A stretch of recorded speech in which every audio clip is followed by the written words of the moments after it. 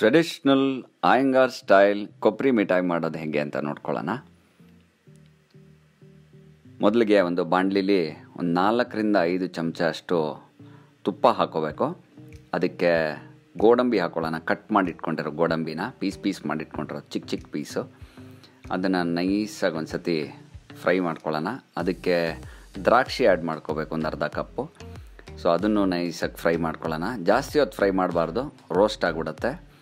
So ಇದಕ್ಕೆ ಒಂದು ಇಡೀ ತೆಂಗಿನಕಾಯಿ ತುರಿವಿಟ್ಕೋಬೇಕು. ಅದು ಬರೀ ವೈಟ್ ಪೋರ್ಷನ್ ಮಾತ್ರ ತುರಿವಿಟ್ಕೋಬೇಕು. ಒಂದು ನಿಧಾನಕ್ಕೆ ಒಂದು ಮಿಕ್ಸ್ ಕೊಟ್ಕೊಳ್ಳೋಣ. ಇದು ಮಿಕ್ಸ್ ಆಗ್ತಿದ್ದಂಗೆ ಒಂದು ದೊಡ್ಡ ಕಪ್ಪಷ್ಟು ಸಕ್ಕರೆ ಹಾಕ್ಕೊಳ್ಳೋಣ. ಒಂದು ಪಾವು ಸಕ್ಕರೆ ಬೇಸಿಕಲಿ. ಸೊ ಇದನ್ನು ನೈಸಾಗಿ ಮಿಕ್ಸ್ ಮಾಡ್ಕೊಳ್ಳೋಣ. ಇದನ್ನು ಇಲ್ಲಿಂದ ಮುಂದಕ್ಕೆ ಸಿಮ್ಮಲ್ಲಿ ಮಿಕ್ಸ್ ಆಗ್ತಾನೇ ಇರಬೇಕು, ಕಂಟಿನ್ಯೂಸ್ ಆಗಿ ಮಿಕ್ಸ್ ಮಾಡ್ತಾನೇ ಇರಬೇಕು.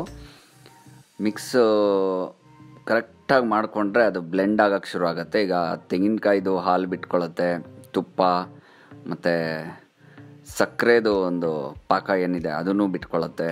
ಸೊ ಇದು 3 ಮಿಕ್ಸ್ ಆಗಬೇಕು. ಆ್ಯಕ್ಚುಲಿ ಈ ಕನ್ಸಿಸ್ಟೆನ್ಸಿ ಬರೋವರೆಗೂ ಮಿಕ್ಸ್ ಆಗಬೇಕು.